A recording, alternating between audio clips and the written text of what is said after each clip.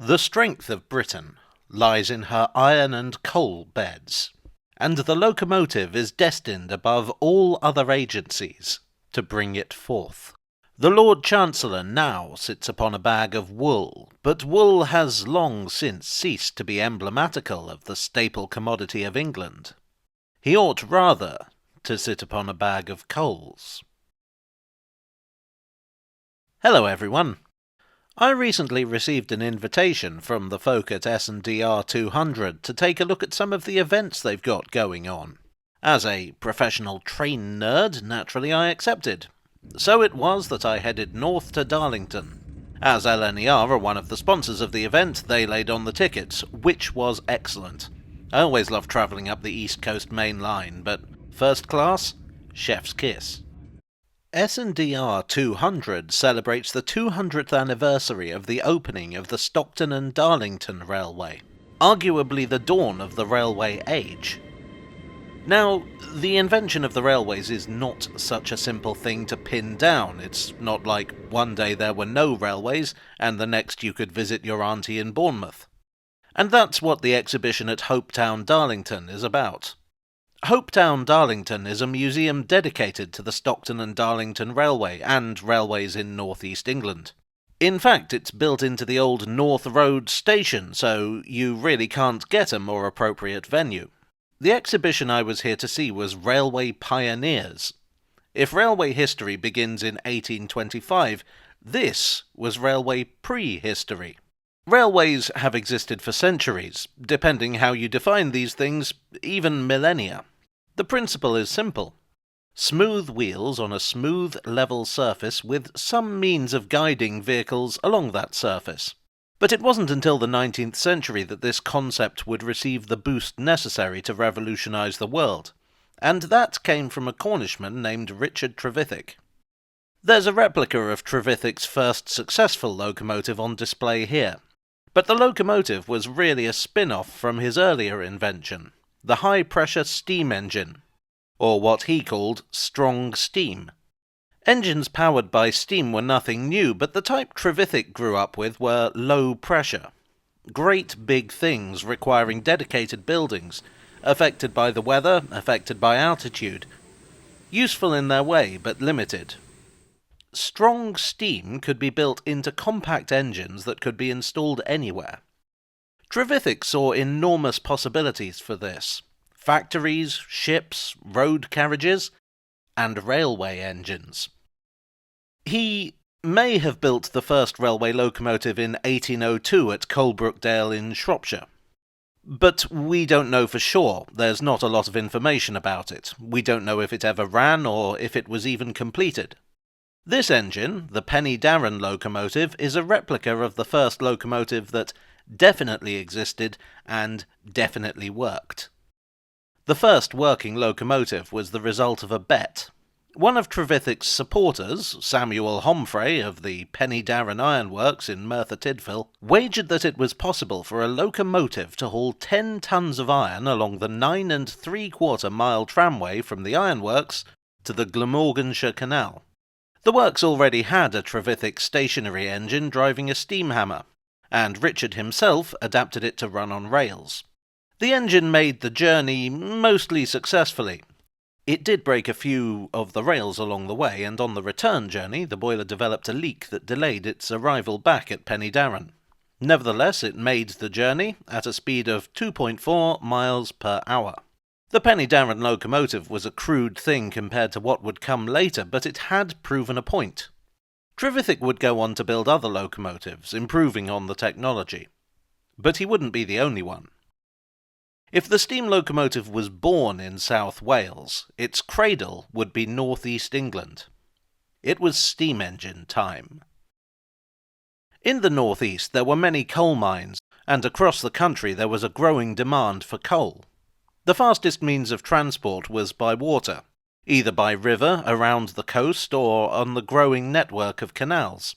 The trick was getting the coal from the ground to the water. Many collieries had tramways or plateways connecting the mines to the nearest wharf. These were worked by horses. But there was a problem. The Napoleonic Wars were raging. There was a shortage of fodder for horses, with so much of it going to the war effort. There was also a shortage of manpower, thanks to so many patriotic lads heading off to give old Boney what for. As every coal cart needed a man and a horse, this left the colliery owners in a quandary. Whoever could find a solution stood to make an awful lot of money. Maybe Trevithick's invention was that solution. But there were doubts. For one thing, Trevithick's engine had been too heavy for the rails. Rather than relay the track with stronger rails, many engineers took this as a sign that one simply could not build an engine strong enough to haul wagons, while also being light enough to operate on conventional smooth rails. The manager of the Middleton colliery, John Blenkinsop, came up with the idea of a rack rail laid alongside the existing track. The locomotive was fitted with a cogwheel that could engage with the rack, and the theory was that this would give the engine the necessary traction. The first locomotive, designed by Matthew Murray and probably named Prince Regent, arrived in 1812. That same year, a similar idea was patented by William and Edward Chapman. This consisted of a chain laid between the rails that engaged with a cog on the locomotive's driving axle, but otherwise was so similar in concept to the rack rail that Blenkinsop referred to it as mechanical larceny, which was a bit much given that he'd basically swiped Trevithick's patent and claimed that there was no clash with his own locomotive. In any case, the Chapman Brothers system didn't really work that well. It was mechanically cumbersome and the chain broke. But it wouldn't be William Chapman's last foray into locomotive design, and that brings us to this beastie here. Known as Elephant or Steam Elephant, I understand there's some debate on this, this engine was derived from the chain engine in many ways, but it's much more conventional. The design is credited to Chapman and Matthew Buddle, who also put up the money for the Chapman Brothers' earlier patent. This is actually a replica. The original was built in 1815. That was a significant year for early railways because that was also the year when William Hedley proved that actually smooth wheels on smooth rails were just fine. The locomotive with which he did this, Puffing Billy, is preserved in the Science Museum in London. There's a lot we don't know about Elephant. Actually, it was basically forgotten about until 1931 when it was spotted in the background of a painting. It wasn't until the chaps at Beamish Museum set about building a replica at the start of this century that more information came to light. It was apparently built for Wallsend Colliery. With its 6 wheels, its weight was more evenly distributed than on some earlier locomotives that had just 4, but it struggled on the colliery's wooden rails, and those at the colliery at Washington, not the Washington in America, the one in County Durham. It was only when the Wallsend rails were replaced with iron ones that its usefulness was realised. We know it was running into the 1820s, but what happened thereafter is something of a mystery. The name elephant comes from this enormously long funnel like an elephant's trunk, intended to draw air through the firebox to maximise steaming efficiency. Although I understand we don't know whether it was officially called Elephant or whether that was just a nickname. Overall, Elephant is a great example of a midpoint between the very first locomotive and our final locomotive. Now, before Elephant was properly studied, it was assumed by historians to be an early locomotive by George Stephenson. Stephenson was an interesting fellow. Born at Wylam in 1781, he began his career operating winding gear at Black Callerton Colliery. By the end of his life, he had become one of the preeminent engineers in the world, a shaper of the Industrial Revolution, and had gained the title of Father of the Railways. The Victorians loved him because he was the perfect example of a self-made man. That quote at the beginning of this video comes from a biography of him by Samuel Smiles, who literally invented the self-help book. While Stephenson was working at the mine as a teenager, he was putting himself through night school to improve his prospects, and apparently considered his proudest moment to be when he learned to write his own name at the age of 19. But it was in mechanical engineering that he excelled. At Killingworth Colliery, he fixed a malfunctioning pumping engine up so well that he was promoted to engine wright. He came up with the idea of using a winding engine to haul coal wagons from the shafts to the surface, freeing up men and increasing productivity. He undertook other engineering tasks relating to the colliery railways, which gave him an understanding of what was practical. In 1813, the nearby collieries of Kenton and Coxlodge, where George's brother Robert was engineman, bought a steam locomotive. It was of the Murray and Blenkinsop kind, and George was mightily interested in what he saw. He was commissioned by the directors of the Killingworth colliery to build a locomotive for their own railway. He studied the work of Murray and Blenkinsop, but also William Headley and Timothy Hackworth. His first locomotive, named My Lord, was crude but did the job, being completed in 1814. It was followed in short order by one named Blucher, and, it is believed, 14 more locomotives. We can't be entirely sure, records are patchy. With the Battle of Waterloo and the end of the Napoleonic Wars, many collieries lost interest in steam. Which seems strange. A locomotive could haul 10 times what a horse could and only needed feeding with coal and water, both of which were in abundant supply. Nevertheless, it was left to a handful of engine wrights to advocate for the new technology. Stephenson, with his continued faith in the locomotive, thus put himself in pole position for the next leap forward. That leap was the Stockton and Darlington Railway. Following my visit to Hopetown, I was privileged to go behind the scenes at the Story Durham, an archive and museum that contains many important artefacts relating to the Stockton and Darlington, including these plans for the line signed by Stephenson himself. Stephenson wasn't the first engineer attached to the project. That was John Rennie, who intended the route to be a canal when he first surveyed it. But one of the main backers of the project, really the driving force, was the businessman Edward Pease, and the canal would have completely avoided his estate. So the engineer George Overton was engaged to design a railway. What made this railway different from the ones we've already talked about here is that it would have been a public railway. Now, the roads in those days were very poor, so the turnpike trusts were set up, toll roads which were better quality and paid for by their users. The Stockton and Darlington Railway or Tram Road, as the document puts it, was to operate on this basis. Anyone could send their wagon along the rail road for a fee. It wasn't the first railway to operate like this. The Lakelock Railroad in West Yorkshire and the Surrey Iron Railway in, Surrey, got there first. Like those predecessors, the Stockton and Darlington was to be worked by horse or manpower. Steam was considered, but Overton opined that an engine on the public road would be a perpetual nuisance. In any case, no one in Westminster knew what a locomotive was, so it was struck from the parliamentary bill. Initially, the railway was defeated in Parliament, but following amendments to the plan, it was authorised in 1821. However, Pease did not have unreserved faith in Overton, and so met with George Stephenson. Stephenson proposed the innovation that would put the Stockton and Darlington in the history books: to use steam locomotives. This would make it the first public railway to do so, and thus the ancestor of all modern railways. He reworked the design to enable steam traction. Among his assistants was his 18-year-old son Robert, who would go on to have an equally glittering career on the pioneering railways. He should not be confused with George's brother Robert, or his father Robert. Stephenson, and Pease founded a locomotive company in 1823, Robert Stephenson and Company. Their first locomotive was named Active, but it's better known by its later name, Locomotion. This is the final engine on display in the Railway Pioneers exhibition. But it should be pointed out that when it was originally built, Locomotion looked nothing like this. Fortunately, Hopetown has a replica of what it is believed to have actually looked like on permanent display. Following several rebuilds and a boiler explosion, there was basically nothing of the original left by the time it was withdrawn in 1856.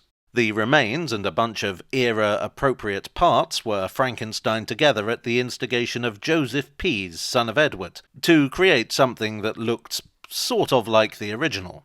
But I'm leaping ahead. On the 27th of September 1825, the Stockton and Darlington Railway was opened, and Active took pride of place at the head of the first official train. Attached to that train was the passenger coach Experiment, which meant that this was also the first time passengers had been hauled by steam on a public railway. Well, unless you count the test run the previous day. In a very literal sense, the Stockton and Darlington Railway set the standard, It was laid to a gauge of 4 feet 8.5 inches, Stephenson's preferred gauge that would become the standard gauge for Britain and a large portion of the world. The S&DR was basic compared to what would come a few years later with the opening of the Liverpool and Manchester Railway, but nevertheless it had laid the foundations for a revolution. By the time Richard Trevithick passed away in 1833, the first main lines were extending across Britain. By the time of George Stephenson's passing in 1848, the railway mania was in full swing. Soon the world would be criss-crossed by parallel iron rails, and nothing would ever be the same again. Places once considered perilously distant could be reached in hours. Industries could transport their goods across the globe with ease. Cities would be reshaped, now people didn't have to live within walking distance of work. Businesses could be more productive than ever before, with reliable means of communication. News of events in far-off places could be on the breakfast table the following day. Railways would drive wars and revolutions. But they also made going on holiday accessible to ordinary people. They were celebrated in literature, music, and film. The new need for consistent timekeeping across the country meant that Greenwich Mean Time was adopted as standard. Even time itself would be spiked to the Iron Way. And here we stand, 200 years later, in a world that Trevithick, Chapman, and Stephenson would barely recognise. Perhaps the best way to end would be with another quote attributed to Stephenson, found in Smiles' biography and told to the author by John Dixon. The time will come when railways will supersede almost every other form of conveyance in this country, when mail coaches will go by railway, and railroads will become the great highway for the king and all his subjects. I know there will be great and almost insurmountable difficulties to be encountered, but what I have said will come to pass, as sure as you live.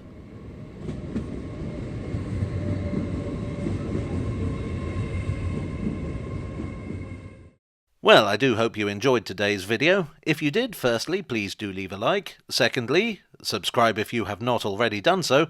And thirdly, why not pay a visit to Hopetown and The Story, who have provided much assistance in the making of this video. The Steam Pioneers exhibition at Hopetown is running until the 22nd of June, and entry to the museum and the exhibition is free. As well as the stuff I've talked about, the museum covers a lot of history of railways in the northeast, and the A1 Steam Locomotive Trust is based there. So you can look at the very latest locomotive under construction, the Prince of Wales. Hopetown is on the original Stockton and Darlington Railway, and here's my suggestion to you. When you've finished at Hopetown, head up the line to Shildon and visit the Locomotion Museum, where you can see many other important exhibits from railway history. Hopetown and Locomotion together make an excellent day out. What we've seen at The Story is by way of a preview of the All Change exhibition, which will be running from the 25th of May to the 26th of January. And we'll be looking at the social impact of the Stockton and Darlington via many interesting artefacts from their collection. As you might imagine, the impact was massive. Railway Pioneers and All Change are just two of the many events taking place across the region in 2025, and I'll put a link to the website below so you can check it out for yourself. You may notice that I sort of skipped over the history of the Stockton and Darlington itself there. I'm planning another video later on to coincide with another event that will cover both locomotion and the railway in more detail. I would like to thank S&DR 200, Hopetown, The Story and Flint Culture for arranging for me to have a look around, as well as LNER for the train tickets. I would also like to thank, as ever, my donors on Ko-fi, on Patreon and here on YouTube for your generous support. You are the steam traction to my public railway. And I will see you all again very soon. Cheerio.